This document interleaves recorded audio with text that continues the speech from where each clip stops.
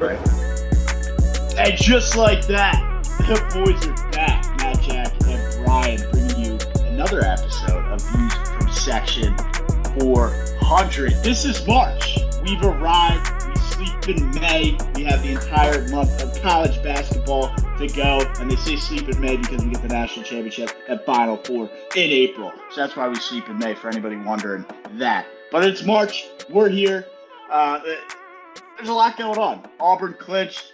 Alabama went down in a tough way. We haven't heard from Colin in a while. I hope he's doing okay. We have a bracket challenge to cover. The NFL Combine's going on. Some interesting stories from there. The Michael of the Week we'll jump into, and it'll wrap up with the NL Central. 6 divisions in 3 weeks. It all starts now. Just kidding, in 30 seconds after word from Brian's new SeatGeek.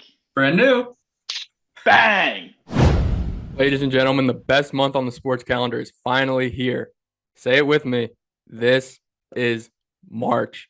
And the only place to go for every NCAA tournament game is SeatGeek. SeatGeek is the official sponsor of the Views from Section 400 podcast. We love SeatGeek. We use it every time we buy tickets. The best part, if you're a first-time user, use code VIEWSFROM400 at checkout. That's VIEWSFROM400 at checkout for $20 off your first purchase. That's a free beer on us, a free popcorn, a free hot dog. If you're going to Mercedes-Benz Superdome, it might be like a free 5 meals for you and your family. Not Citi Field, unfortunately. But hey, $20 off your first purchase. Views from 400 for every NCAA tournament game. Hopefully you're watching Auburn in the Sweet 16, Final Four, Elite Eight, and eventually the Natty. Maybe some spring training baseball too. Code Views from 400. SeatGeek, your best night ever is waiting. As I said, as I mentioned, this is March. It's the moment that we all wait for. It's a way that everybody gets involved. It's that universal moment for 2-3 weeks that everybody gives a shit about college basketball. They go from not caring to heavily invested, and I'm here for it. I can't wait. We do have to mention and give props to the Auburn Tigers as they did clinch the regular season SEC tournament. Hell of a season by the Auburn Tigers, and it's not over yet. Yeah, War Eagle, Brian. We're damn Eagle. I remember we were talking about on this show before the season started, we're like, oh God, Auburn's schedule. Like, it's going to be tough, but if they can get through it with like 9-10 losses, they're going to be looking good for March.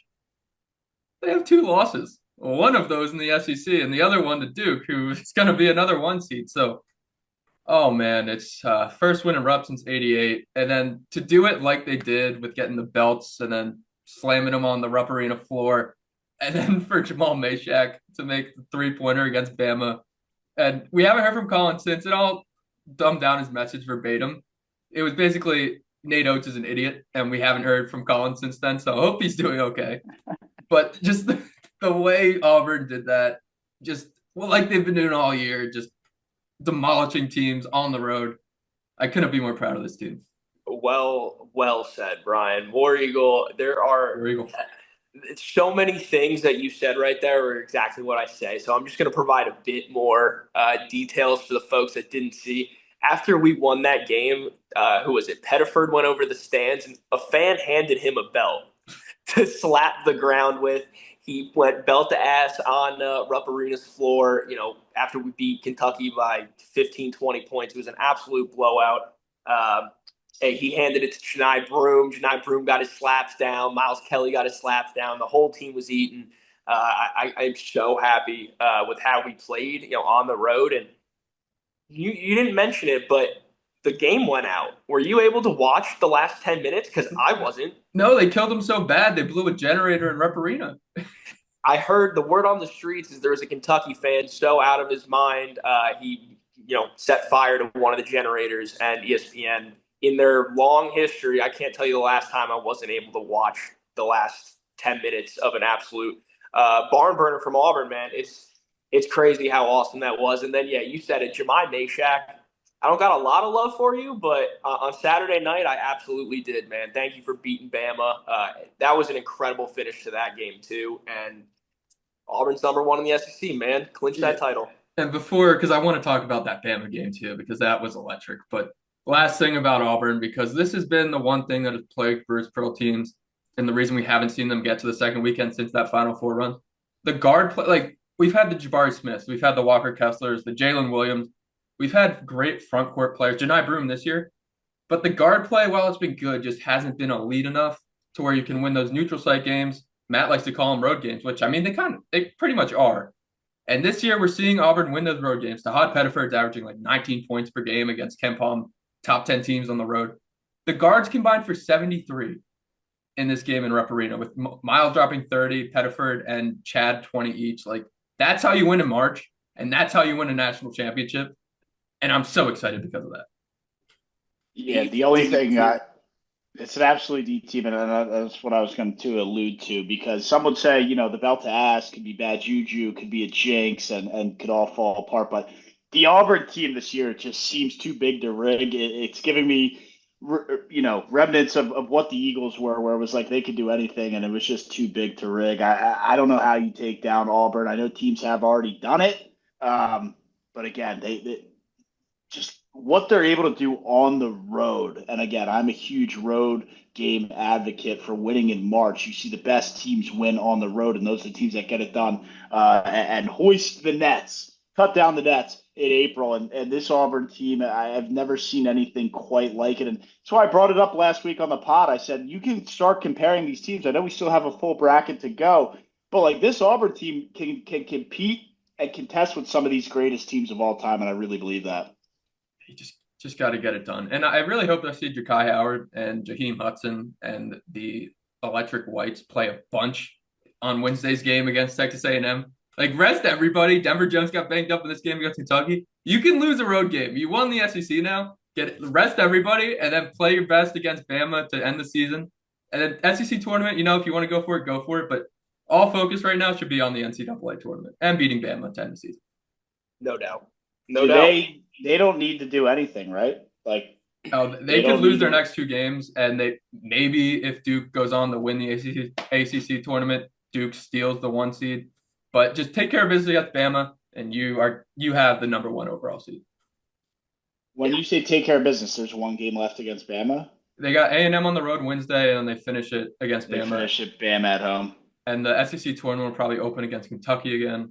Don't see them losing that game, and then they're in the Final Four, and they could lose and still be fine. Right, and they have the 1 seed, right? Because if you win, they won the regular season, so they're locked that up. And then is the 2 seed still up in the air? It's a battle between, I guess, Tennessee, Florida, and Bama now. Yeah.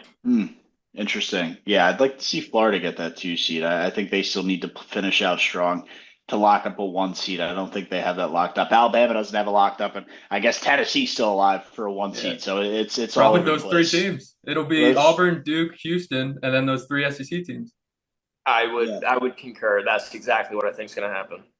Yeah, it's all right before our eyes, right? This is going down in the next week and a half. What are we, 2 weeks from Selection Sunday? Less than 2 weeks from Selection Sunday. I mean, it's pretty much here. I'm so excited. Just get me to our live show. Half the reason is right. We root for teams, especially Auburn this year. The hype is definitely for real, and they're betting favorites for a good reason. But the reason we also get hype is the Cinderellas, the mid-majors, the teams who only send 1 team from the conference to go put it on the national stage, so to speak. And I know, Brian, you're dialed in. The ASUN tournament started, I think, today or starts tonight. What else are you looking forward to this week in the non-championship championship week, or the mid-major championship week of the low tiers? Yeah, the ASUN tournament. I know we have a special place in our heart for the ASUN after Dunk City went on that run almost a decade, I guess over a decade ago. But they always get things kicked off. I think it's normally March 1st. They took till March 2nd, but I won't hold it against them this year. And it brought the heat right away. Austin P had this kid, LJ Thomas. I tweeted about it. They were down 18 to North Florida. Brought him all the way back, played every minute of that game. Yaks all over the floor after he gets an and 1 bucket to put him up 10. They go on to win the game, and I think they get North Alabama tonight, who have been our pick to win the ASUN in our bracketology, which we'll release again tomorrow. So it's going to be tough for them to get by North Alabama. But if you're not watching these conference championships, just go ahead and get your free trial of ESPN Plus, because it's worth it. These are the best stories, because these kids – they're not getting in if they don't win these games. And we're going to get a bunch starting soon. You're going to see Drake, who I am praying. Drake's had a bad year, but this Drake's basketball team has had a good year. The other Drake might have had a bad year, but these guys are legit. They have 3 losses all year. And if they don't win I guess they call it the Arch Madness down there. If they don't win that, it's going to be tough for them to get in. I really want them to because if they do win their conference tournament, they might be a 10 seed, as high as a 10. And oh man, this pumps me up. I'm so excited. I'm so giddy. March is my favorite month of the sports calendar for a reason. Yeah, it's spectacular. This week is mid-major. Next week we'll get the Power Five, the conference championship, and then that Sunday after we get Selection Sunday. Yeah, and for some reason the American loves to have their championship on the Selection Sunday as well. So they're thrown in there with the Big Ten and the SEC. Yeah, because that's always what it is, right? Is they play out the conference and then it's like, boom, Selection Sunday can't start until I think the Big Ten's notorious for running their tournament right up against the clock like that. Yeah, I think we get SEC at noon Eastern, AAC at 1 Eastern, and then the Big Ten waits till like 3:45. Yeah, and we have to wait until, daylight savings clicks, so it's like 7 o'clock when Selection Sunday starts. But it's still light out, so truly the start of spring, not March 21st, whenever that Selection Sunday is my start to the spring. But yeah, no, there's not much to say. I know McNeese plays tonight, and I'll wait and see how the whole bracket and field plays out before I get hyped up about them. There is still another sleeper team I have out there that I have not told anybody about just yet. But that's all I have for college basketball. I told you I'm really saving it. I'm just as giddy as Brian, but I'm really saving the crank up until we get closer to actually being able to kind of let all hell break loose is the best way to say it. Yeah, the only other thing I have is Kansas. I don't know where they're going to end up, but they're not going to be a 4 seed. They haven't been lower than a 4 since 2000. And Bill Really? Self just had to take to Twitter to release a statement about how he knows the team is bad, but they're going to try to play better. And they get Houston tonight as we're recording this. So I don't know if it's going to get better. Or just Essentially that. I think Zeke Mayo got some hate DMs on Instagram, so I think he felt the need to be like, it's my fault. But it was essentially like, hey, we're bad. I know we're bad. We're trying. I mean, that's just like fans that are just spoiled. That's a spoiled fan base right there. Like you said, they haven't been lower than a 4 seed in the past 4 years, 5 years. Now they're finally bad. 24 years. I thought you said 2020. 2000. Lord have mercy. Yeah. yeah, I dude, thought it's it was 25 years. That's a quarter of a 25 years. century. Yeah. That's some spoiled fans right there, man. Like you have one bad season. Let's relax a little bit. They're still going to be in the tournament. It's like relatively not even a bad season. But yeah, they're not going to be good enough to get far. And I guess is the Southland the tour that tournament hasn't started. It's just the ASUN we have right now. ASUN right now, the your boys in Arkansas Little Rock will start soon. Everything will get kicked off, I believe, on Thursday is when we'll start to see like ESPN Plus is just full of quarterfinal games. I was going to say because McNeese just started and they're on the road at Stephen F. Austin, who's 7-12 in the conference. And I thought for whatever reason the tournament started, and my mind was spinning right now as to why they were on the road. Yeah, that made no sense. But yeah, the only other plug here we have, Brian, is the bracket challenge, which we were talking about a little bit before the show. $10 buy-in. Link in the description on our socials. I'm going to promote the hell out of it. I know the two guys right here with me will do the same. Do you have anything else you want to tell the people? I think we have some special stuff going on. Yeah, all the details will be up on our Instagram. I'll do a YouTube post too, or Twitter. Wherever you find us, wherever you listen to us or look at our stuff, you'll see the post. But basically, it's like Matt said, $10 buy-in. It'll be an ESPN bracket challenge, so you won't have to worry about downloading any weird apps. Winner take all. And we'll also have a $50 Amazon gift card up for grabs. And to be eligible for that, all you got to do is subscribe on the YouTube, rate us 5 stars wherever you listen, and then DM us just proof of that, and you'll be entered to win a $50 Amazon gift card. Pretty cool stuff right there. Nice little giveaway to kick off the spring season and wrap up March Madness. So check out that as we'll be dropping, like Brian said, just descriptions and links, pictures, whatever we got to do to promote the hell out of that and get everybody on board to the Views from Section 400 bracket challenge. I can't wait for that. Oh, let me just check this lasagna, dude. Yep. Can't burn lasagna. Dude, my mom made it homemade yesterday too. She'd be so fucking pissed if she found out that I ruined the entire tray. She would actually be fucking furious. But still, I just turned the oven off so it can just stay there semi-heated until we wrap this up. We only got NFL Combine and Michael, so probably like 20, 25 minutes depending on Yeah. how fired up Brian gets me with Darius Slay getting cut and Deebo Samuel going to his second favorite team in the NFL. But we'll get right into that with the NFL I Combine. really hate that. I hate that your favorite team is the Giants and your other favorite player is Jaden Daniels, and it's a rival of your team. Yes, that's like Jack being like, "Oh, I love C.J. Stroud." It's just literally the same thing. It's literally the same thing. There's no different. Jack didn't like C.J. Stroud in college. I didn't know where he was going to get drafted. It just so happened it was the Commanders. Jack hated him though. I didn't hate him in college. Yeah, but I had an affection for Jaden Daniels because you guys said he wouldn't win the Heisman, so I had to stand here and defend Jaden Daniels all year. So wherever he was going to go, as long as it wasn't the Eagles or maybe the Cowboys, like the Commanders aren't a rival. They were in the NFC Championship game last year. Yeah, but the Giants suck. Like my whole life, it's either been the Giants are good and the Commanders are like poverty, and now the Commanders are good and the Giants are poverty. So I don't know, man. It doesn't sit right with me, and that's fine. I'm allowed. I know it doesn't. I know you're allowed. 1 + 1 isn't adding up to 2 right now. I'm just taking you through my process of like. I gotcha. I like the player. I don't have to like the team he's on, but I like the fact he's good. Okay, and we can leave it at that. I like Bryce Harper. Because we're not going to get anywhere.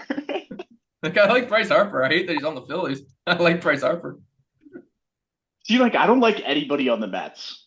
Well, they're not very likable. I mean, you don't like Lindor, like at all? No, I fucking despise Lindor.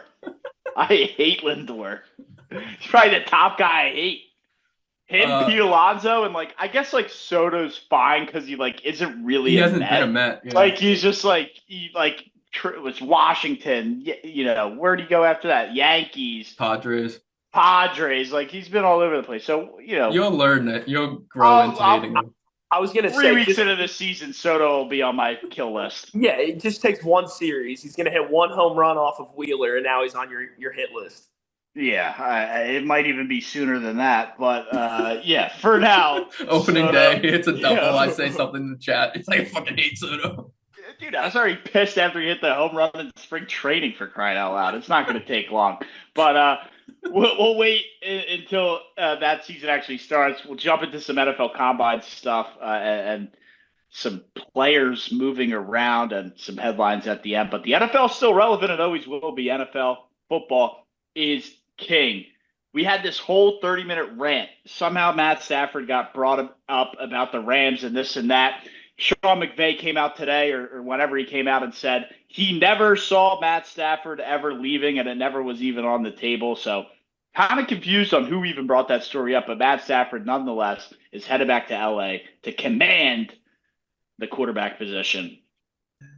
I would say, thank goodness, my nightmare's over, but now the Giants are interested in Aaron Rodgers, so my nightmare's not over. But like you said, the story, it created a fight in a Starbucks at the Combine between Rappaport and Jordan Schultz. Made Jack almost kill us because he was saying the Rams should keep Stafford, and we were saying I don't know, but all of this for nothing. All this for nothing. Yeah, that's what I sent you guys in the Instagram group chat. I was like, we just did all this for him to just go back. And, we took a step back and didn't listen to the media hype. This was probably going to happen all along. Yep.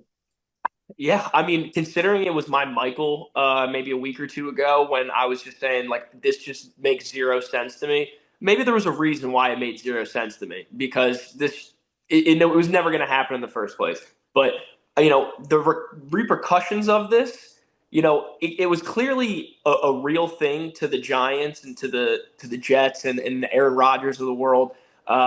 This was clearly a real thing because people started spinning the wagons on it. And now, as a result of Stafford staying home in L.A., your Giants, the Jets, I've seen they're interested in Aaron Rodgers. The Giants are interested in Aaron Rodgers. The Jets and the Giants are both interested in moving up to pick number 1 to try and go up and get Cam Ward, who I think is very clearly solidified himself as the number 1 quarterback in this class. And that's the report that I've finally been waiting for.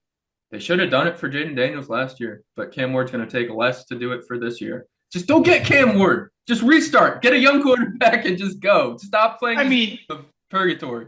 Joe Schmo's kid said go get Jaden Daniels. So it was I mean, the memes write themselves for that organization. And the only thing is why I think if they for whatever reason got Aaron Rodgers, I think he would be good is because it came from the ultimate meme organization and the New York Jets. And to have Aaron Rodgers go back to that stadium and play for the other franchise that calls it home, I think he would 1,000% make the Jets look so bad. And I think he would turn up and play well for the Giants. He'd probably be great because then the Giants would end up with, what, Travis Hunter maybe? And then you have him and Neighbors and Tyrone Tracy. So that offense would be good, but it'd be good for what, a year, 2 years? And then you'd be stuck again.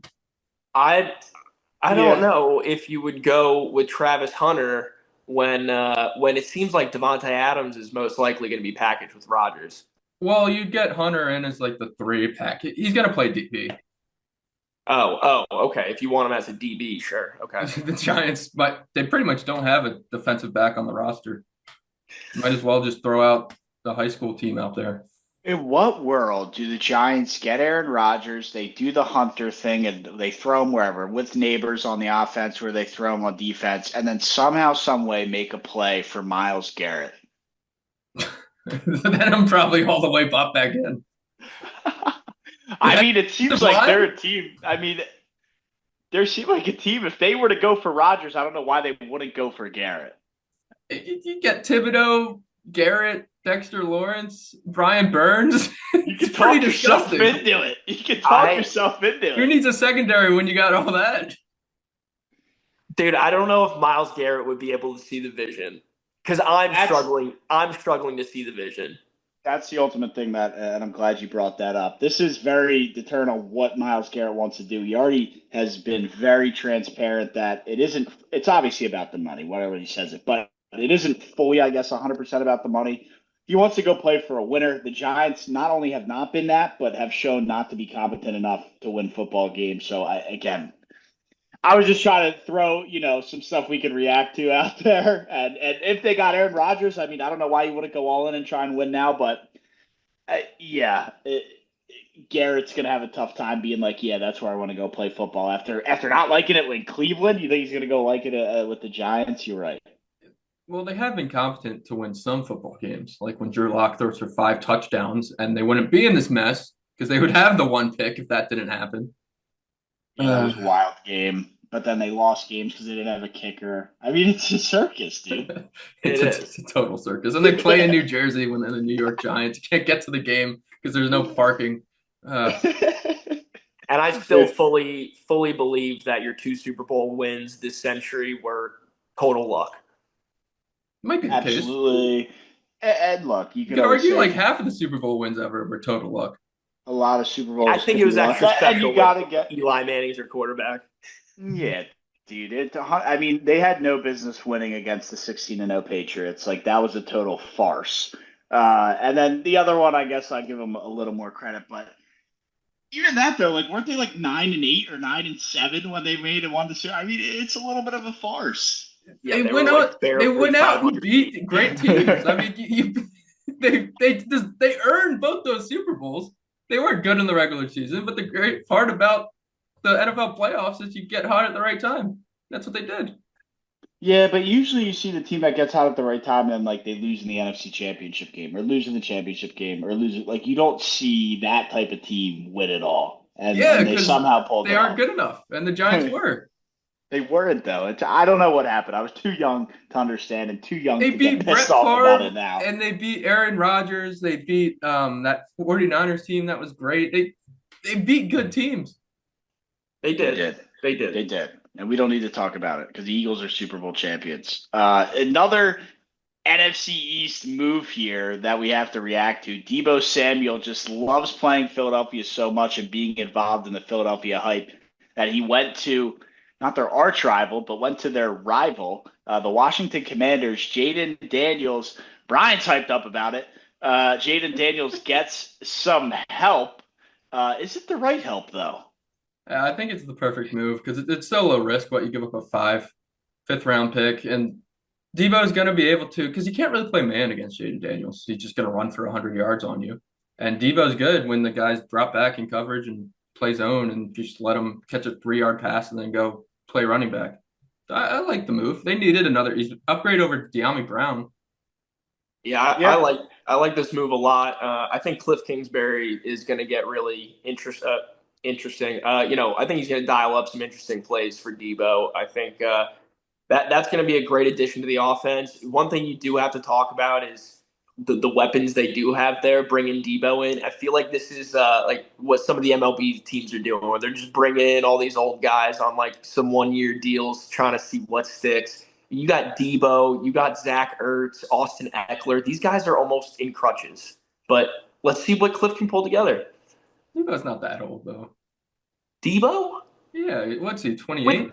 With his usage and the injuries that he seems to have like once a year,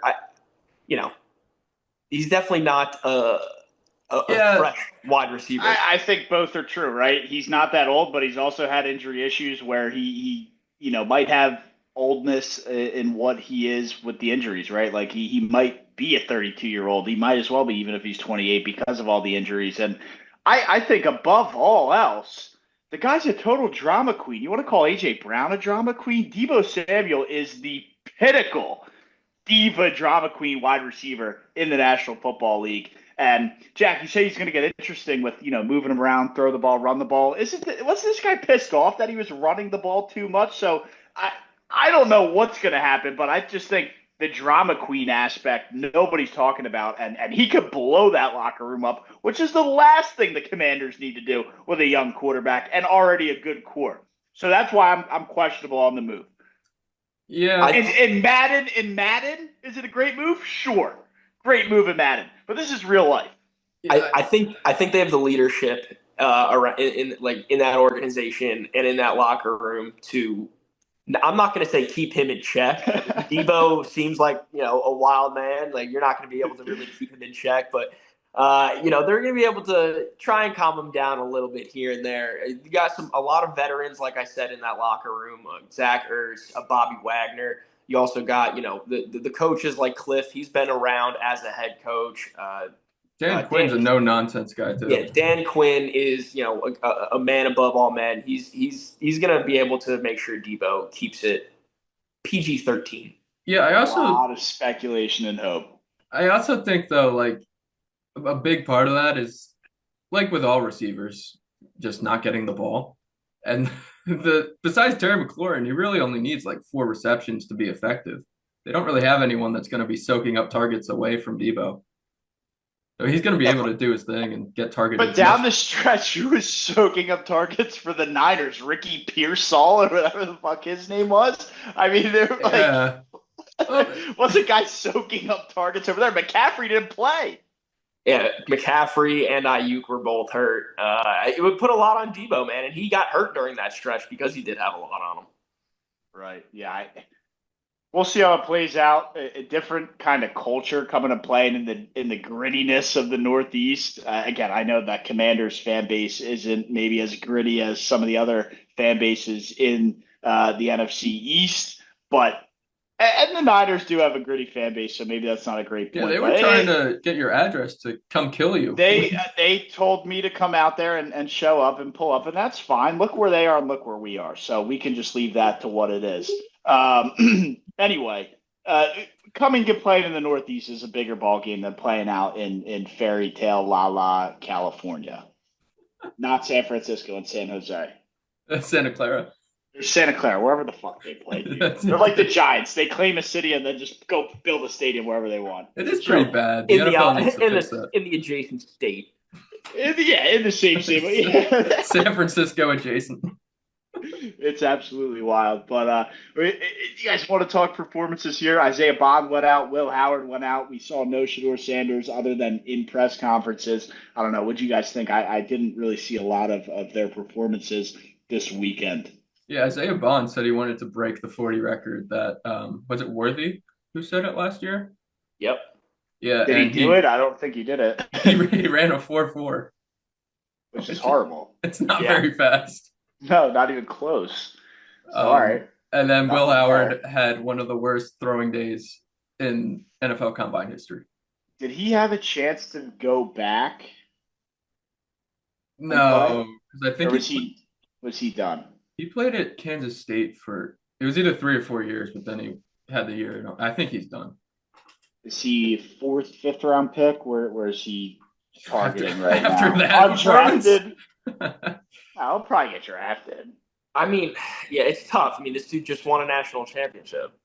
Yeah, but how much was that the He'll rest of get the talent drafted. around him? Fucking They're gonna have Stetson two. Bennett got drafted for crying out loud. That's true. He'll Who get was the drafted, who but was the TCU quarterback? He got drafted when they made the national title. Max who Duggan or was it? whatever his name Yeah, was. yeah, he was on the Chargers, was it? He got drafted and sat in the NFL for at least a year or two, but he didn't last long. I Yeah, don't think. him Where and is he? What Quentin. is he up to? Him and Quentin went to the Chargers together. But I Yeah. can't imagine he's still in the league.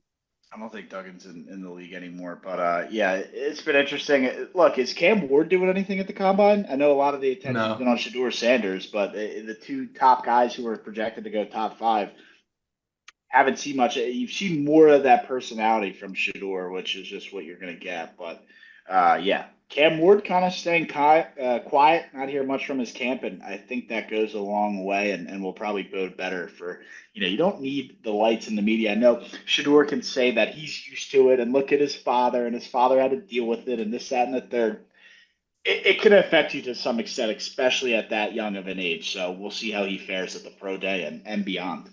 Yeah, I think his quote was like, he went to Jackson State, he changed that program. Then he went to Colorado, he changed that program, and he's going to go to the NFL and change whatever team drafts him. Change whatever team he goes to. So, look, you can admire the confidence. You can say what you want to say about how he is, but I just like, I maybe I'm wrong, but I just don't think he's going to be good enough. I think Travis Hunter made him look way better than what he actually is, and we'll see. He pointed the finger a lot. He was never shy to blame his offensive line for being bad.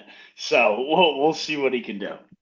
Yeah, that kind of stuff does not fly in an NFL locker room. No, not Your, at your, all. your, your offensive tackles will start missing blocks on purpose On if, purpose if to you get you start talking killed. about like that. Yeah, Yeah. I So think what's going to kill him, he reminds me a lot of and obviously he's more highly touted than Brock Purdy, but where Brock Purdy like makes the right reads, doesn't have too big arm strength or anything that pops out, but like he knows how to get his ball to the playmakers, and with a good team around him, he's a good quarterback. I think Shador would be the same, except he's going to be drafted high, and he's not going to have a good team around him, and that's not going to go very well. yeah, that's exactly how it's going to be. I.e., if he goes to the Giants. Oh, please no. No, I really don't think. I'm telling you, the Raiders at 7 is really where he's projecting right now, and I think it can make a lot of sense. Yeah, I, especially with Brady. I think that Yeah, would make a lot of sense. He seems like yeah, the biggest guy too. yeah. So that's kind of where I'm eyeing him up. Yeah, the last thing, or a couple more things here. I know we're taking a little bit of time in the NFL here. Darius Slay did get cut from the Eagles today. Didn't Fletcher Cox get cut and he came back on a 1 year deal? I don't want to say that it's over with the Eagles just yet, regardless of him getting cut. Yeah, they were saying this on the show today. I mean, it just makes sense. Like they draft two very good young corners, and the old guy that's not as good just gets cut, and they don't have room for him. And he might come back. And He might come back on a he veteran makes a minimum. lot of money.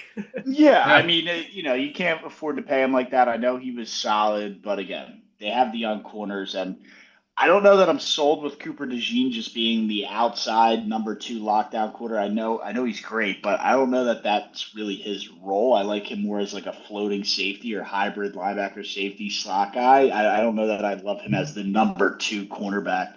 I like Quinion as the number 1, but I think Isaiah Rodgers and maybe you draft another young guy to be that number 2 makes more sense. And then, again, Cooper DeJean is just that hybrid fly around, kind of put him anywhere, but I don't know, that number 2 cornerback is where I would have him. maybe Slay goes back to Detroit, finish his career there. I see him coming back on like a super minimum deal. Although Slay has the personality and his big money, so if a team throws him, I don't know. He loves Philly, man, and so does his wife. And when you get to that point in your career, and when you're married 10 years, the wife starts calling the shots, man. Yeah, look at Stafford. Yeah, like it's Stafford, a perfect example. So I won't say that that saga is over just yet. They already gave the thank you Slay, showing his stats, this and that. But again, it could just be another savvy Howie Roseman play to save some money and then bring it back on a cheap deal. So we know how those usually turn out. So I'm not looking at that yet. I know we talked about Jets and Giants interested in number one pick. Not sure how they're going to get there, but I guess that could happen. The other thing we saw over the weekend, Travis Hunter comparing himself to what Shohei Ohtani does on the baseball diamond. I think this needs to be discussed.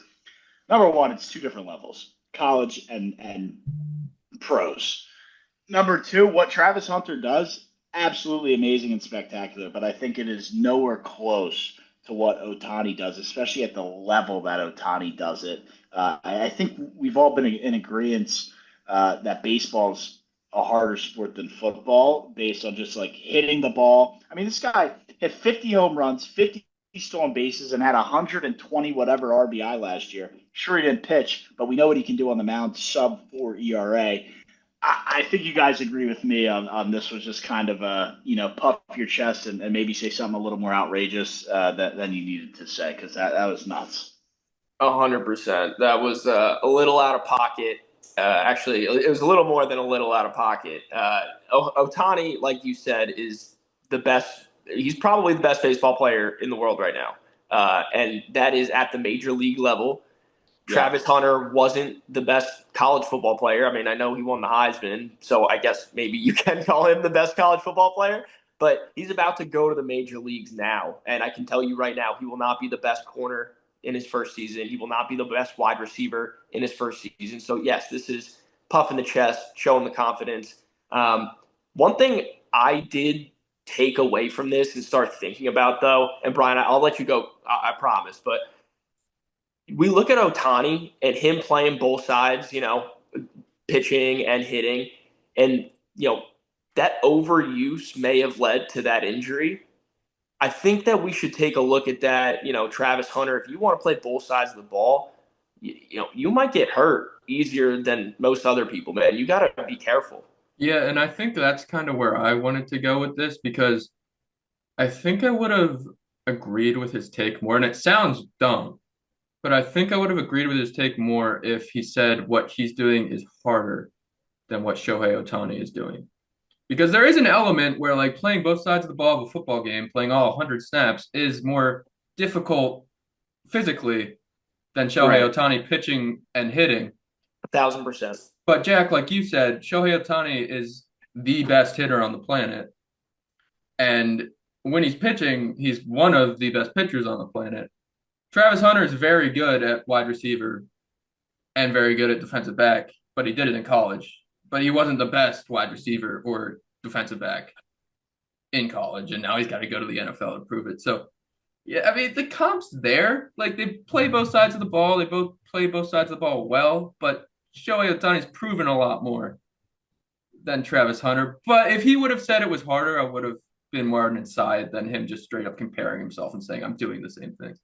Yeah, that's a great point. That's a great point because it is definitely tougher to play both sides in a football game versus both offense and defense in the MLB. I mean, think about how much running that is. I mean, also though, think about if you're an offensive coordinator and you got Travis Hunter on the other side playing DB, just run him on streaks. Whoever he's covering, if he's playing man, take him on streaks all day. He's not going to be able to play wide receiver or DB.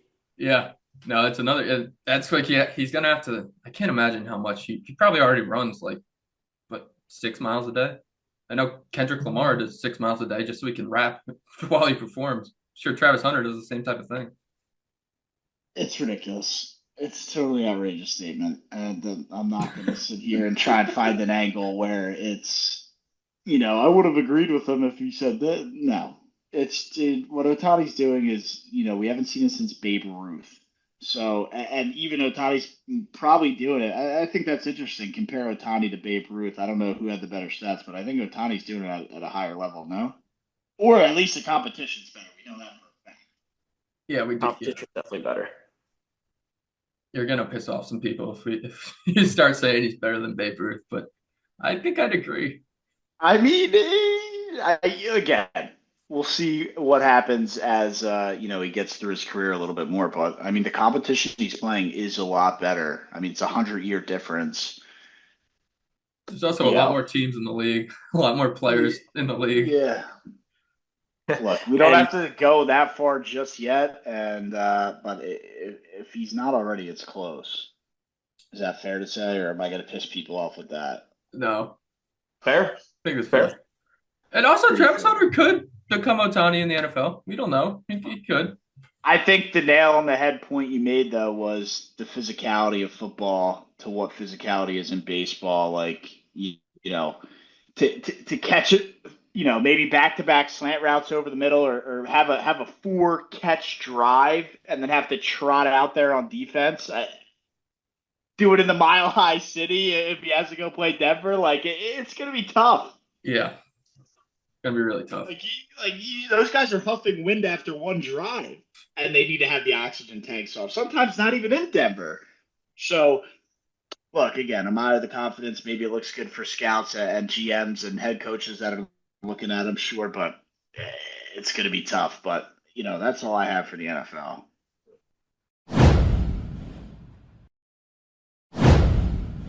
All right, Mike of the Week time. Y'all ready? Do it. It's time now for the second premiere segment of Views from Section 400. It is the Michael of the Week. Guys, go around and show some stuff that they. For those not watching on YouTube, Jack just gave a thumbs down. Yeah, but My favorite segment of the week. He did the smile into the thumbs down, which I think invited the reaction of Brian there. But it is the Michael of the Week nonetheless. I will start out with the Michael of the Week because my Michael is about Mike. And it's that Mike Tirico is calling basketball games this week. And not only is he calling games, it would have been better, I guess, if this came out. But right now, as we're recording this, he's calling the Sixers game with Ala Abdenabi on NBC Sports Philadelphia. And then you're probably not going to – probably don't know about that, so you're going to miss that game. But then he's also doing the Celtics game, the Celtics-Blazers game on Wednesday with Brian Scalabrine. So that'll be interesting. You have Mike Tirico, the face of NBC, announcing will be calling some regional basketball games. Before you ask why, the NBC is carrying 100 national broadcasts next year. They just signed a huge deal, 11-year, $2.4 billion deal. NBC will be doing a lot of NBA stuff. Amazon Prime will carry NBA games next year, and ABC and ESPN, I think, will still be involved for the Saturday primetime games. TNT, Shaq and the crew are cut out for good. I think they're going over to ESPN. I think. Are they? That would be the only way they get back involved. I'm so sorry. Not Shaq and the crew, because I guess they could go, but TNT is done. Yeah. No, that I was actually wondering who would take over as like the guy, and I guess Tirico makes sense for the NBA. Tirico has experience, so I didn't even know this, but apparently he has experience calling NBA games, or calling basketball games. NBC and NBA or NBC and basketball, it didn't really seem that it mixed too well, but NBC is going to be, the new face of the NBA. Like I said, Amazon Prime's getting involved, so that's, I guess everybody has Prime, so you'll be able to watch it, but that's just, going to be annoying to have to deal with that. And I guess USA Basketball will be littered in there as well. I guess, what do we have, the 2026 Olympics? No, yeah, 2028. 28. Yeah, 2028. So that's what we have to look forward to. And this week, if you want to get your Mike Tirico fix, head over to NBC Sports Philadelphia on Monday night, which is as we're recording, and NBC Sports Boston, I think they call it that, to hear Mike Tirico and Brian Scalabrine call a Celtics game. Shout out the White Mamba. Yeah, I'm excited for NBA on NBC. I like Tirico, and yeah, I think that the Peacock games do a good job for the Big Ten. They have Jalen Rose and Noah Eagle on there, so I think they'll be pretty good. And they did say that Noah Eagle will be coming over too. He did a good job in the Olympics, and I don't know if they'll keep the Wayne Wade. He was all right, but we get the Round Ball Rock song back. Was that their theme music? Yeah, that's the NBC theme music for basketball, so that'll be the new theme. Wait, Brian, we haven't gotten that in a while. How does it go?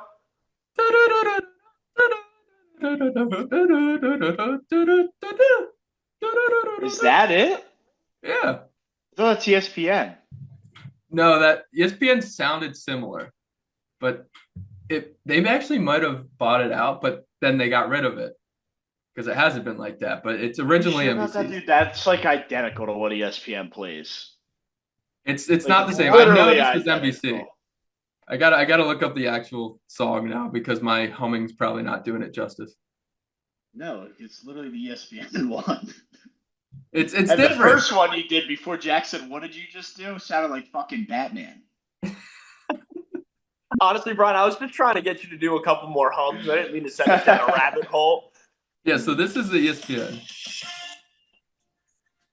Are we going to get demonetized or whatever because we played this sound? No, I'm playing like 5 seconds. And then this will be the NBC. Oh, wait, nope, that's the SNL skit. Now we're getting an ad. We may not be able to help with first dates. I'm We're in the right place. What are we doing? What happened? Hold on. I have brought the original answer.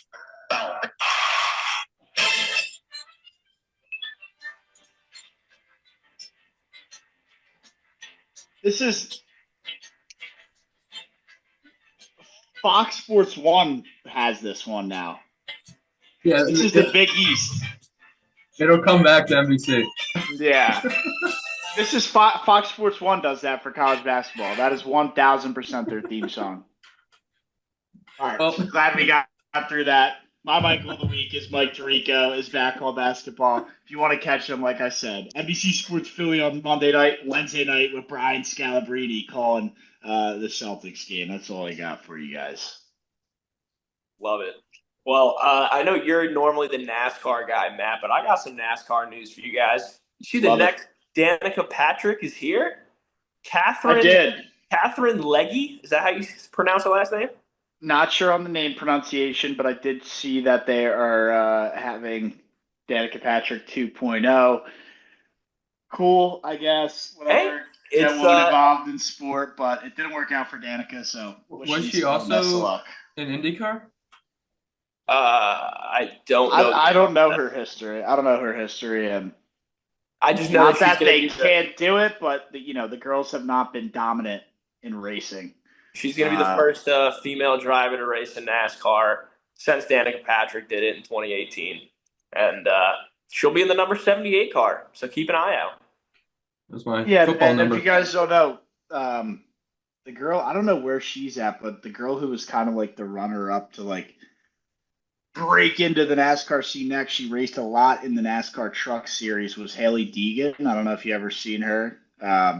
Huge social media following for racing, and obviously the pretty girls always get the extra love on social media, so she definitely has some extra fans for that. But it's I don't know what happened to her. She was like primed to like step up, and I think right when she got to the Truck Series, it was a little bit too big for her, and it's tough. It's tough. It looks easy because they're just going in a circle, right? But it is a tough sport, and these people, they can't break through. I guess Danica was the best, and she was just so mediocre at the top level.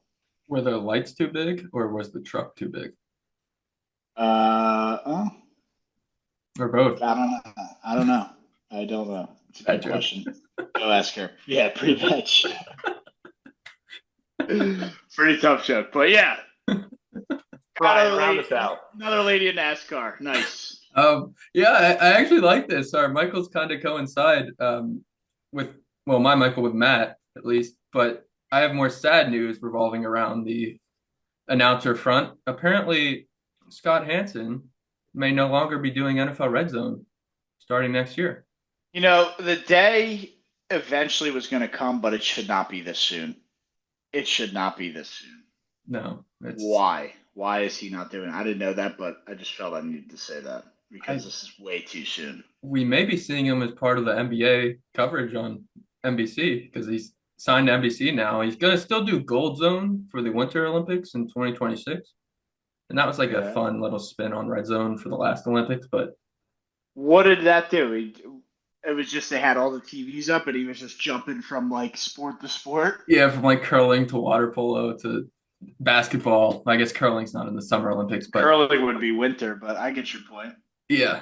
And it was fine, but like, what is red zone without Scott Hansen? It's horrible. Well, I mean, I'm sure you guys know, but what was it? The NFL Network? They tried to do their own Yeah, red. but Siciliano was not. No, exactly. Siciliano wasn't Hansen. That's the only difference. I mean, anybody can put the right game on at the right time, but unless you got a Scott Hansen, a caliber like that, people are going to go elsewhere. Scott's going to do it. It might not be for NFL Red Zone. He might do it for another broadcast. That maybe NBC becomes the new Red Zone people. Oh, that's the other part of the story. I forgot. ESPN's going to get red zone, What? which could be a complete disaster. That could totally be a disaster. I'm trying to So think what? like, Just on like and they regular. could get Boomer if he's still kicking. He's a little No. old, but He's No. too old to do that all day on a Sunday. Dude, that's an all day thing. Yeah, that's like yeah. Orlovsky and Mina Kimes. No, ew, gross. Next, I mean, they're good. Don't get me wrong, but Stephen A. I would. not for that. Stephen A. No. Michael Greenberg or whatever his name is, Greeny. No, you can't have Greedy. What's great about Scott is like he definitely has a Why personality. can't we have Greeny, Brian? I think he just like stay on the Jets game the whole time and complain about the Jets. That's exactly where I was going with this. So It's like true. Scott has personality, but he has like it. He never made it seem like he had allegiances or Right. fan or this or that. He was Right. always unbiased about it. I feel like it's going to be hard to get that with a lot of other folks, especially like a Definitely Stephen would A. be. Yeah, Stephen A. Who does Stephen A. like? He hates the Cowboys. Yeah, Just hates the Cowboys. I was going to say everything's going to be revolving around Cowboy hate. Like, Yeah, I I would could if you always get see Stephen that. A. and Skip to do NFL Red Zone. I would. I think that'd be entertaining. that could be fine. Peyton and Eli. Ooh, maybe that's what they do. That's the spinoff.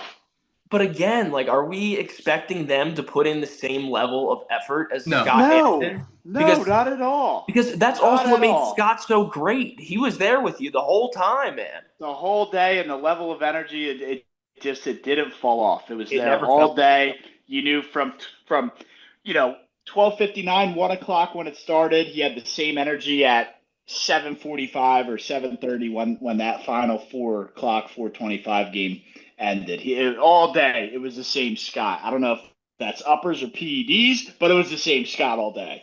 I will say there were some late slates where you could tell he was mailing it in a little bit, and they just let Maybe, the commentators take it away for like a half hour. Yeah, maybe, but it's fine. Yeah, but I think you But- cracked the code, Matt. Like a Manning cast with guests throughout the slate. I don't know that I've cracked the code because I hope that's not what they do, but I could see that potentially That's- being because Yeah. Oh no, that's Matt Bryan. What makes like the Manning cast good with the guests is the fact that there's only one game going on. There's some downtime. When it's red zone and it's back to back to back, Yeah, big that's play, true. touchdown. I don't want to hear a guest talking. I want to see all the action. Yeah, I guess I don't mean crack the code as I think it'd be good, but that seems like something ESPN would definitely do. Yes. Like put Carl I'm Ravitch trying to on think, college basketball. Yeah, isn't he the baseball guy? That should not. It's a be disaster. It's a little bit of a disaster. Who else is there? Booger, Kind of.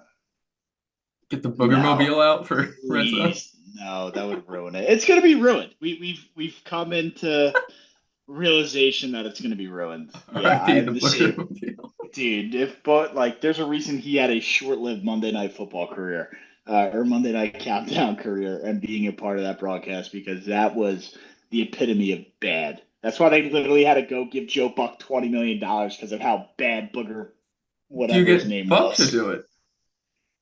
Buck's doing baseball, bro. He's back to baseball. Yeah, I don't know And what you do. ESPN doesn't have the Sunday night games anymore, right? No, yeah, they did get rid of that. ESPN doesn't have baseball. They just So- they do Monday nights. Sunday night was For baseball. For baseball. Sunday Oh, night right. baseball is ESPN. But that contract They don't. that is it ending contract this year or ended. next year? No, I think it's done. I'm not sure. But Joe Buck is, I think, going to Fox to call baseball games again. He'll do opening night. I think it's Sunday night will be on Fox with Joe Buck, Hmm. which I'm kind of looking forward to because the ESPN broadcasts for baseball were, I think, horrible. I hadn't had the volume on for the last like 2 years. I just turned on the Dude, radio. it was so bad. It was borderline unwatchable. Yes, you had to go radio play by play and then Yeah. have the TV muted because it was really bad. I like Joe Buck on baseball. I loved him in the World Series. I know Jack hates Joe Buck, but I was a Joe Buck guy in the World Series, man. It was electric. I still remember him calling the Phillies win in '08. It's something that will, I guess, always stick with me. It's just the iconic voice, and then him calling the Randy Moss act a disgusting act is a close second. What a disgusting act. This David Freese call is pretty good too. The freeze call was definitely good. I mean, dude, Joe Buck calling baseball was good, man. I know Jack, you hate the guy, but Brian, where's your head at on that? Maybe it's Aikman. Maybe it's Aikman's fault that I hate that I hate Joe Buck so much. Maybe it's the Maybe. duo of them that just makes me hate him so much. But yeah, not a fan of the football commentary. That is for sure. I like Buck. I like Buck for baseball. I can agree with you to an extent, Jack. With football, he gets a little annoying, especially when he's calling Philly games. But other than that, I love it, and I think that's all the time we have. Brian, we've been sitting here for 2 hours, so we're gonna wrap this one up. I know we had a nice little open conversation at the end. I like doing that. I think that's good for business. But that's all I got. Views from Section 400. Brian and Jack, as always, we'll see you guys in the next one. College basketball is here. March Madness is here. Let's effing go. We'll see you in about 10 seconds when we do the NL Central preview. That's also true. I forgot I already did an outro. Bang! Oh. We're back now. The NL Central preview. As you know, we're doing 6 divisions in 3 weeks. Our guy Nick had a little bit of an injury, I think. A little bit of a golf accident, nail situation. Something going on. The emergency room was involved. He's fine. Everything's okay, but it took a little bit of a delay on some of the previews coming out. I think we're still going to hit our number of 6 divisions in 3 weeks, which was the ultimate goal. A little bit off schedule, but we will still complete that for you guys. Nonetheless, in this one, we're going over the National League Central, an interesting division, one we always say are frauds. And I think we'll start it off here with the number one fraud team, and that's going to be the Milwaukee Brewers. I know Brian had the last laugh as the Mets somehow, some way knocked them out of the playoffs last year on a so lucky Pete Alonso home run. I don't even think Pete Alonso knew he was going to do that. First home run off of Devin Williams' changeup that whole year.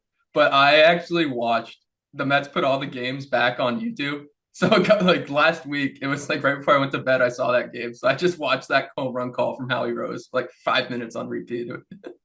Yeah, I mean, I that's like Bryce Harper hitting a home run in that spot. So I can relate to rewatching it, but oh my gosh, often Devin Williams as well, who's considered the best closer or best bullpen guy in baseball. I guess you can argue it, but a top arm out of a bullpen, and for Pete Alonso to do that on the road in kind of a do or die spot, right? The Mets were down. If they lost that game, they would have been eliminated, and so that's just kind of how that turned out. So. Anyway, this is the NL East. We're not talking Mets, and we don't even need to talk Devin Williams as he got traded to the Yankees. This is not a totally new look Brewer team, but there's some new pieces in and some old pieces out. I can just kind of run through the lineup here that at least is projected. They got Bryce Terang, Jackson Churio, Kristen Yelich, who's had some major back problems, William Contreras, Garrett Mitchell, our old friend, my old friend, Reese Hoskins, Sal Frelick, Joey Ortiz projected to hold down the shortstop with the departure of Willie Adames, Yep. I think is what his name was. He got a bag from San Francisco. He got a bag from San Francisco. So Joey Ortiz projected to play shortstop, and Oliver Dunn, another guy who I am not too familiar with. So again, In an NL Central that I wouldn't say is spectacular, I think the Brewers will probably hold their own, maybe not be as dominant as they have been. But Brian, what are your kind of initial thoughts here on the basic lineup that they're throwing out there? I don't know who's a lock and who's not, but I think that's pretty close to what we might see this year. Yeah, it's going to be really interesting these next few years with the Brewers because now you're really going to start getting to the point where can they continue to win with the low payroll after David Stearns? Because even like the last couple of years was still the David Stearns prospects coming up.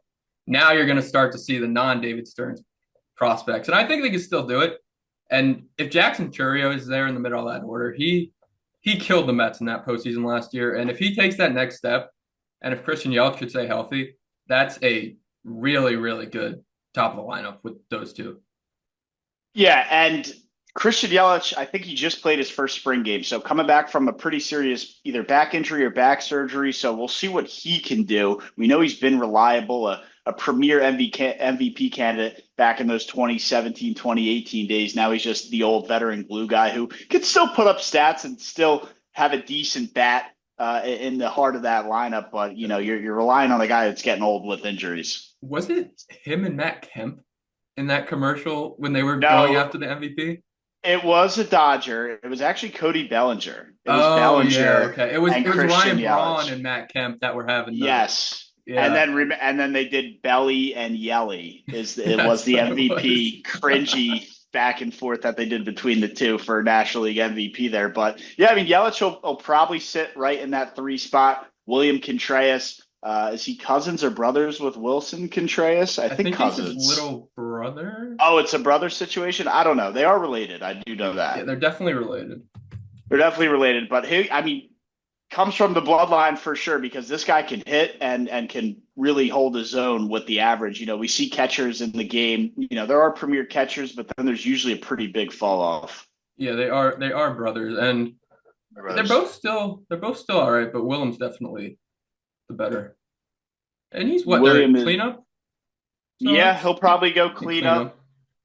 You'll probably see some lineup mix-ups in there with Rhys Hoskins maybe getting a chance here and there. And then, we'll see how that plays out. Sal Frelick was like the young guy who has experience. Garrett Mitchell has experience. I think Joey Ortiz and Oliver Don, not much MLB experience and guys who are probably going to have to step up in a big way quickly for this bottom of the lineup to have any life. Yeah, that's the one thing they do have is speed. And for some reason, I know we keep going back to this Mets series, but that's kind of the last we saw of them. And they were so good stealing bases all year, and they just decided not to run on the Mets. And that's one of the reasons they didn't advance. But if those guys can get on base enough and just slap singles the other way, they're going to create chaos. And that could be enough in this division.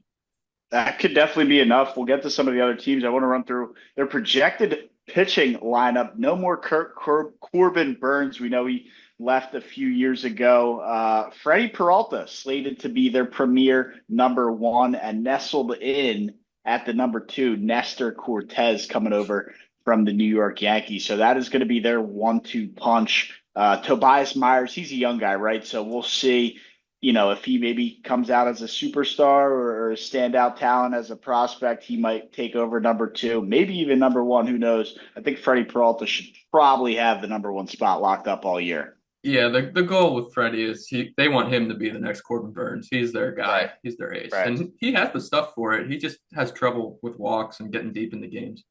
Yeah, it's 1, 2, 3, 4th inning. He is lights out, elite, electric. He could be a guy, go to the 4th inning and already have 8 strikeouts on the board. The problem is, like you said, you need your starter to go a solid 6, 7, and you're elite. And he's shown to be able to do that, but not on a consistent enough basis. He hasn't had to do it on a consistent enough basis because of Corbin Burns, but now, he's slotted in there as the number 1 guy. We'll see what Nestor Cortez has left in the tank. I don't know if he has high hopes or maybe in a weaker division he'll look like an all-star, but I think Tobias Myers are really relying on him to step it up. Yeah, and I like Myers. He looked good at the end of last season when they really let him loosen the leash, but Cortez is still stuck in last year. He's still coming out with quotes that say the Yankees were the better team. It's like you got gentlemen swept, dude. Like you were not the better team. So he's got to figure out that mindset to be like, you're the number 2 starter on a projected playoff team. It's a new year. It's time for this year, man. It's time to get ready for this year. Yeah, he's definitely going to have to clean it up on the mound and I guess in the media because it's time for 2025 and we are weeks away from opening day. Bottom of the rotation here, Aaron Savale, who I thought did a really nice job when he was on the Rays, and then I think he was on the Guardians as well last year. Mm-hmm. So I think he can be a great back end of the rotation guy. He's not a premier 1, 2, even 3 guy, but if he only has to pitch as a 4 or 5, I think he is completely fine in that role, and we'll see what he can do. And then kind of anchoring the bullpen or anchoring the rotation is Aaron Ashby. We've seen flashes of some good stuff and then also seen him get rocked. So I think that's just a total wild card anchoring down your rotation. I have had Ashby on my fantasy team, I think, the last 3 years at one point. Just like he throws 97, he's a lefty. Like he should be able to do it, and he just hasn't been able to put it all together. Yeah, he hasn't at all. And then really back in the day, and I say back in the day, but it was only a few years ago, the 1-2 punch, Corbin Burns and Brandon Woodruff is going to be in the mix at some point as he's completing comeback from his right shoulder surgery. That's a tongue twister from October in 2023. Might be batting practice. We're not sure what this guy has left in the tank, but a former elite arm, now veteran arm to maybe anchor down your rotation. Yeah, if he's able to come back and be effective and then Ashby can just be a decent left-hander, that's a pretty good rotation. And I think Savale at this point, you're just trying to get innings. You're just eating innings with Savale. You know, if he can, I think, keep the ERA under 5, which I know sounds crazy, but I mean, if he can be like a 4.38, a low 4 guy, I think you'll take that all day long. Yeah, today's baseball where it's all offense and home runs and stolen bases, that's fine. Yeah, so Savale under 5 ERA and he'll be sound. And again, when you're in that 4 or 5 role in the rotation, you're going up against other teams' 4 and 5s, right? And you know there are a few premier pitching staffs in baseball, which I believe the Phillies are one of them. When you have to go against their 4 and 5, it's a lot tougher. But you know, not all these guys are. You know, a lot of other teams have scrubs at the 4 and 5 spot of the rotation. So Savale could do really well. So again, high expectations for the Brewers. We'll see what they do with it. Again, haven't been able to really get it going in the playoffs these last however many years. They've been really good, get to the playoffs fraud. They're kind of known frauds of the National League, I think, at this point. And until they prove otherwise, that's what they'll continue to be. But again, high expectations for the Brewers this year. Let's jump over to a team that didn't really do much. They still have, I guess, their core pieces. I'm not seeing them in here, but I'm not sure what happens here. But yeah, the St. Louis Cardinals. Not sure what they're going to do this year. I can run through their projected lineup. Mason Wynn, who I think is projected to be a top prospect and contribute at a high level this year. Alec Burleson, who we saw him come on really strong last year, held a high average, hit for a little bit of power. The extra base hits were trickling in for him. He'll be an interesting piece this year. Wilson Contreras, we just talked about his brother, also in this division, but for the Cardinals. He's old. We'll see what the back can do. We'll see what the defense can do. If he doesn't get injured and he can stay healthy, I think he'll be a contributing factor. Nolan Gorman is, I think, Brian, that's your guy right there. At third base, he's projected to play. I don't know. This guy was really a defensive specialist. No, he is the definition of a one-tool player, which plays in today's MLB. Just go out and try to hit 30 home runs, and if you can just do that you're going to play every day. I think that's what he's slated to do is, 30, 35 home runs and bat a couple points higher than your weight. And he'll have the third base spot locked down. But again, that's in the event Nolan Arenado gets traded. I think Gorman will probably see a lot of time at DH. You'll see Burleson at DH and trickling into the outfield as well. We don't know what Nolan Arenado is going to do, right? We already saw Paul Goldschmidt go to the Yankees. We thought they were clearing house, and Arenado's still there. Yeah, and I guess he's still an above average third baseman, but they're going to have issues because you're going to have to DH Gorman. You're going to have to DH Contreras because his knees aren't going to hold up behind the plate. Arenado's just got to find a way out of there. Yeah, and actually it's funny. They have Wilson Contreras projected at first base and Ivan Herrera projected to catch for them. I haven't heard anything about Herrera. Is he one of their top prospects Yeah, I think he or came a over and prospect? he came over in one of the trades they made with the Dodgers, I think. But he hasn't been anything special. He was up here last year and he didn't do much. So Hmm. they're in a weird Yeah, spot, a really weird spot. because to kind of go through the bottom of the lineup, Brendan Donovan, we've seen flashes. Jordan Walker, who was a number 3 prospect in all of baseball in the MLB top 100 at number 3, he got a shot last year, and he honestly had a decent average, but I think he was just very one-dimensional and was only hitting singles, and then kind of started to fall off as well. So we'll see what he can do at the bottom of the lineup. Lars Nootbaar, been there for a while. I feel like I've heard that name forever, and he just has never panned out to being an elite guy. Yeah, he played for Team Japan in the World Baseball Classic, I Yeah, think. I mean, he'll play the international games, but is he going to contribute to the MLB team? Probably not.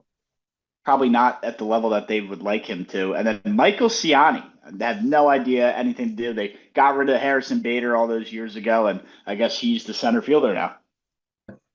No idea. Yeah, no clue either. But again, that lineup to me is very underwhelming, even with Nolan Arenado.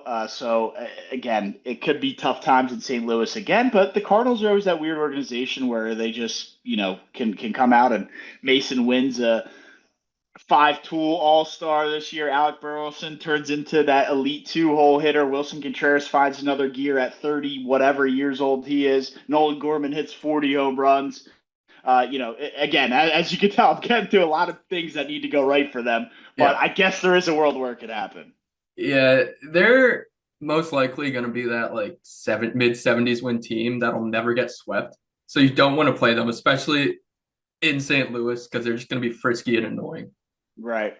I could see frisky and annoying, but not frisky enough to get it done. I still would say the Guardians are friskier Yeah. than the Cardinals. But I think this is where it gets a little dicey as we go to the rotation. Sonny Gray, good pitcher, but is he an elite number 1 guy? I don't know. Probably not anymore. Andre Palante, that guy got absolutely Oh boy. shelled as a starter He's their number and two. out of the bullpen. He's projected as their number 2. They signed Eric Fetty out of Washington. He was on the Nationals, who 8 innings for the Nationals and was pretty solid for kind of how pitiful that Nationals team. I know they turned it on late at the end of last year, but He was one of the few bright spots on the White Sox, too. yeah. So Eric Fetty, we'll see. Maybe he ends up creeping into that 2 spot. Andre Palante at 2 is disgusting. Michael McGreevy. I don't know anything about this guy. Probably a prospect. Yeah, he's a top arm. I've definitely heard that name. I think he was up in the top 100 for a while, so could be a name to watch. We'll see what he can do. And then Miles Mikolas, been there for a little bit now. Yeah, that's we talked about Savale with like the 4.8. Mikolas might have like a 5.8. Yeah, he's a guy who's going to need to keep it down. And then Matthew Liberatore has given them spot starts, I feel like, for years now and has never been able to really fully break into the rotation as a full-time starter. A lot of up and downs between AAA and, really filling in when a guy gets hurt. So that was been Liberatore. And then Brian's former friend, Steven Matz, is still hanging around. I'm surprised he hasn't retired yet. He's hanging on by a thread. He has to be hanging on by a thread. I feel like I've seen that name for a while. And he apparently is still there. I don't know that Matz is guaranteed anything in this rotation. I think he needs to have a strong spring, which I have no idea what he's doing. But maybe he should try to GH. He can hit Yeah. a little bit. They seem like they need some hitters. This team, again, we have a couple teams to get through here, and we'll get into what I think is probably the best lineup here next. But yeah, this could be I don't want to say last place finish, but holy smokes, this lineup has kind of taken a hit. And we'll see what Arenado does, but their pitching is atrocious. Like, if they play the Mets, like that could be like the Cardinals will score 6 runs, but the Mets will score 14. Yeah, I think this team, the only reason I have a little bit of faith is because they're the St. Louis Cardinals. Yeah. But even that hasn't meant much lately. No, it hasn't. And if anything, it's kind of backfired on them where they've been kind of choking under that presumption of, hey, we're the Cardinals. Like, we always kind of make a run, sneaky run here and there. And, there's no more David Freese in town. No. But I'll jump into the team that is, I think, probably the best team, maybe the best team, probably the best lineup, especially with the addition of Kyle Tucker. But the Chicago Cubs are looking to have a very strong year this year. Ian Happ still there. Dansby Swanson, who came over from Atlanta a few years, settled into that shortstop role. The newest addition, Kyle Tucker in right field, who they had a little bit of an arbitration battle with him. You'd think the Cubs would just sign him to a long-term deal, and they didn't. So is this just a one and done for Kyle Tucker? Is he out of Chicago after this year? I thought that was a little weird to see. Yeah, especially after giving up assets that you gotta sign him. And his swing's gonna play perfect in Wrigley too. He can lift the ball in that wind in the middle of the summer. Like I think he had 25 homers last year in like 80 games. Yeah. So he's a really good player, and they need to lock him up. And they have to, and I think he's a great upgrade over Cody Bellinger. I mean, Tucker's always a guy who you say could be a top 3, 4, 5 bat in baseball, which is a huge accolade, and I never even believed it. But this guy is the real deal, a true pros pro when it comes to plate approach, discipline, contact on the ball. Just does everything right at the plate. And Not he's sure how super his young. defense. Yeah, he is also very young, so I'm not sure why they didn't lock him up. I guess the Cubs just aren't giving out contracts like that. I have no idea, but that's a pretty dangerous, Ian Happ, Dansby Swanson, Kyle Tucker, then Seiya Suzuki right there at the four. I mean, that's a pretty good top of the lineup. Michael Bush going to play first base, probably Matt Shaw somewhere in there. John Birdie coming over from, what was he on the Yankees? And he was on the Marlins, or maybe reversed around. Other Pete way, yeah. Crow Armstrong, the Old guy friend. with the blue hair. Old friend. We'll see what he can do. And I'm forgetting my not old friend from the Phillies, but just a guy I had, I think, first year fantasy baseball. Nico Horner is probably going to play second base, but he had surgery on his forearm in October, so we'll see when he is possibly there. That's why they have John Birdie in there at second base. So Birdie, a good utility guy for when Horner comes back, and then Miguel Amaya at the end catching for them. So. Yeah, I think probably the best lineup. We haven't got to the other ones, but I think with what we have left, that's probably the best lineup in this division. Yeah, the 1 through 4 is great. If Michael Bush, he had a good year last year, but he really dipped in the middle of the summer. If he can keep it consistent and extend that to 1 to 5, that could be a really, really good. And Pete Crow Armstrong, he's a top prospect forever. The Mets traded him for Javier Baez. So this guy is supposed to be very good, and his defense is good. He's got elite speed, but he just hasn't been able to get the hitting up yet. The bat has been kind of non-existent at the pro level for him, but you're right. Electric, has a personality, has a little bit of an attitude, steal bases, get the crowd into it. Like all that stuff's elite, but you got to be able to get on base. If you can't get on base, all that stuff doesn't matter. So we'll see what he can do. Kind of, I guess this would be his second full year in the pros. He kind of had an up and down swing last year. So we'll see if he breaks camp on the big league roster. He should with, Nico Horner on the shelf and them needing some depth help. We'll jump into the rotation. Very underrated guy. I know people give him a lot of credit, but I just think still not enough people are talking about it. Shota Imanaga, the Japanese slinger. I think he's Japanese. Hopefully I'm not wrong there. He is. He'll be starting the first game of the Tokyo series against Yamamoto. Oh, yeah, that's going to be a good game. A good series at that. But, yeah, I'm excited to see what he can do coming off an elite year last year.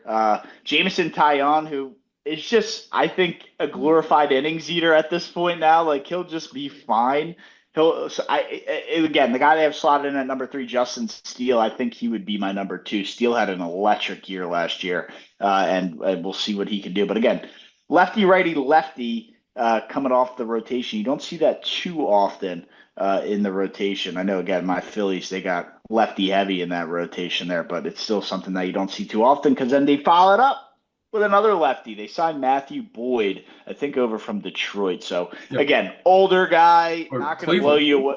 Was he on Cleveland? Yeah, Detroit Detroit and then Cleveland. Yeah. Either way, not going to blow you away with his stuff. going to throw the kitchen sink at you, as we like to say. And, he's going to try and eat innings for them in the back of that rotation. We'll see. That'll be Matthew Boyd versus Aaron Savale. That's a matchup that is very realistic to happen this year. And then Colin Rea, who was on the Brewers as well last year and will anchor down this rotation. Jordan Wicks is there. And then again, young option, Ben Brown, who I want to say is pretty high up on their prospect list in terms of arms. Yeah. I guess the hope would be Ben Brown eventually takes that over from Raya there. That rotation reminds me a lot of the Mets rotation. No one's going to blow you away, but they're all like veteran major leaguers that have been around. And if Steele can, I think he was in the Cy Young talk, at least in the start of last year. He was. He fell off a little bit, but again, still, I think he was still an all-star last year. Yeah, and him and Shota, like that's a pretty solid 1-2 punch right there.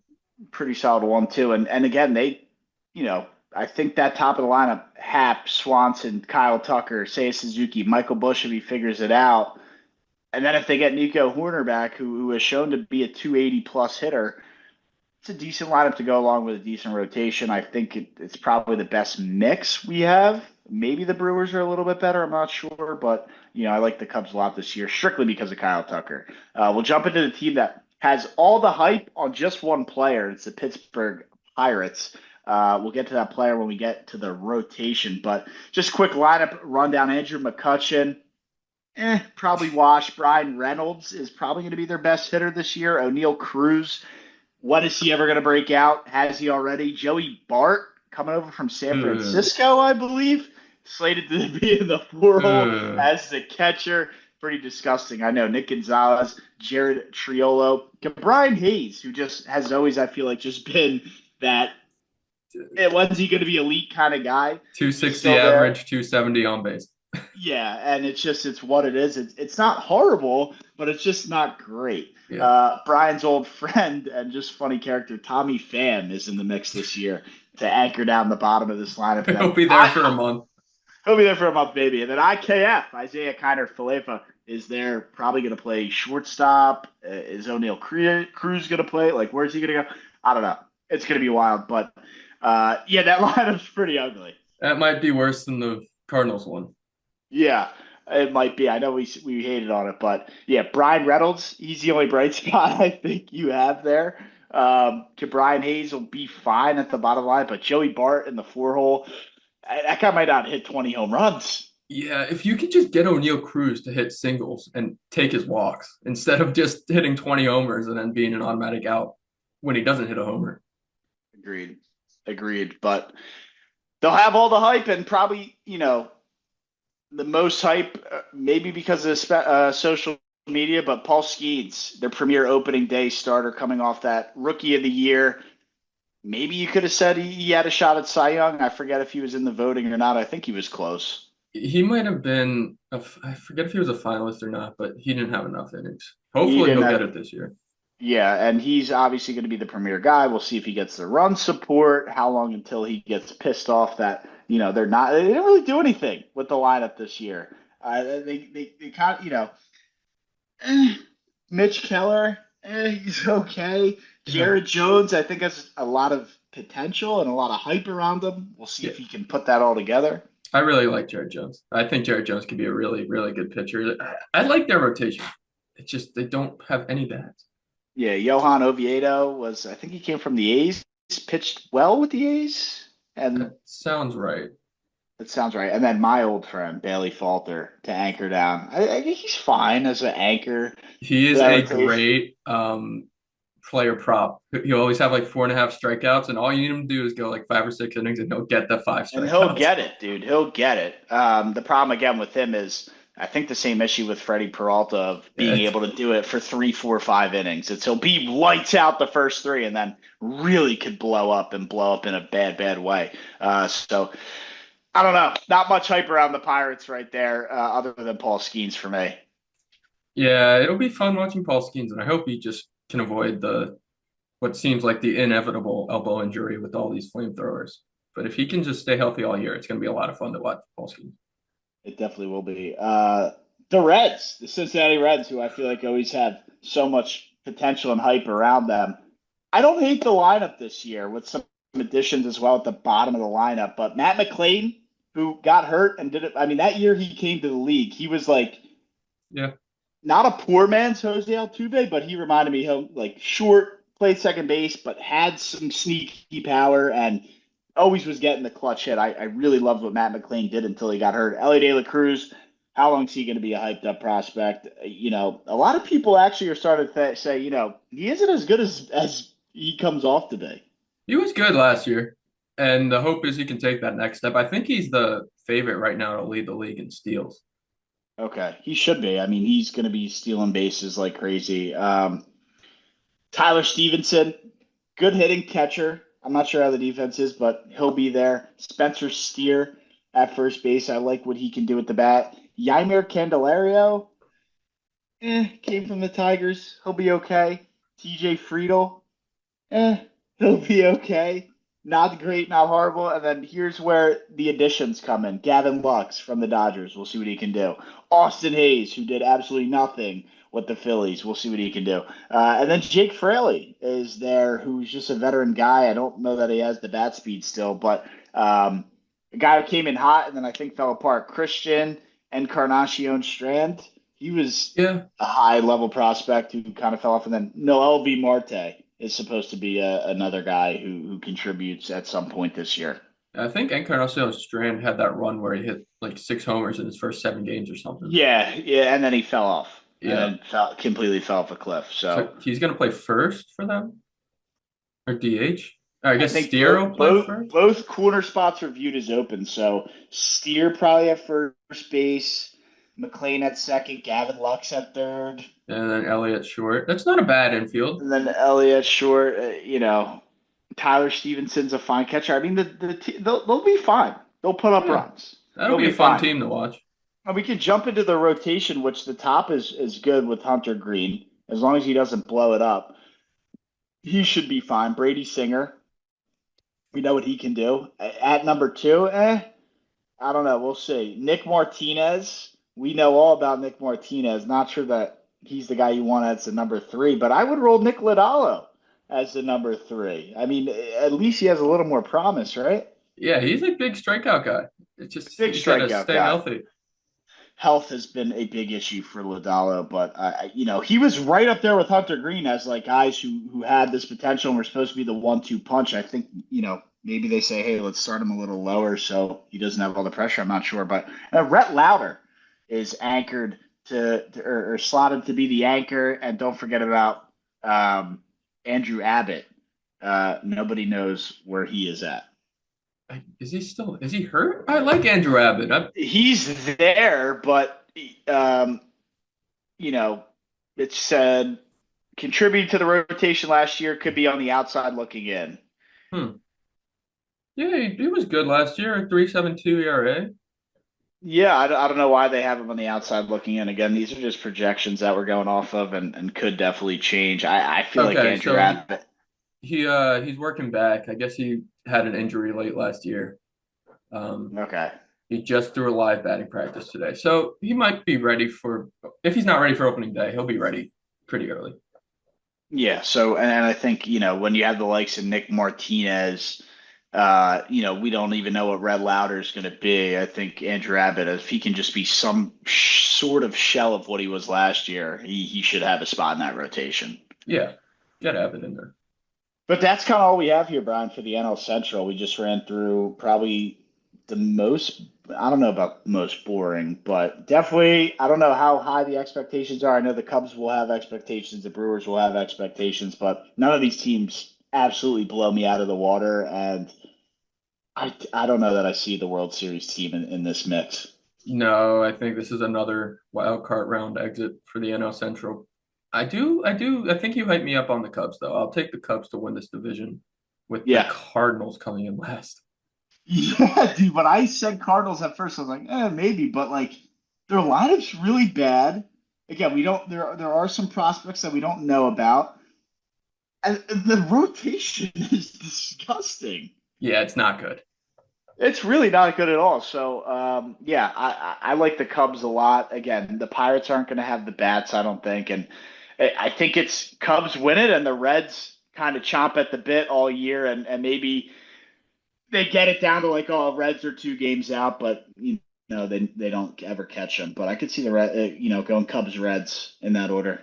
Yeah, I like Cubs and then the Reds and the Brewers fighting for that. Oh, I 2 forgot spot. about the Brewers as well. They'll be there. Yeah, if it was the old baseball schedule where this division was going to play each other a lot, I would say maybe that second team could fight for a wild card, but I don't think the Brewers or the Reds are going to win enough games against the rest of the league to get that wild card spot. This will be a 1 playoff team division, I think. Yeah, it definitely will, and we'll see if they get there. But that's all we have for the NL Central. Make sure you check out Nick Stewart, our writer on viewsfromsection400.com. He's doing 6 divisions in 3 weeks. We got to be at least halfway there, so check out all the division previews over there. And then when you don't want to hear the guys in this one, just Brian and I react in person, you can do that over on YouTube and Spotify. But that's what we have for this one. It's Views from Section 400.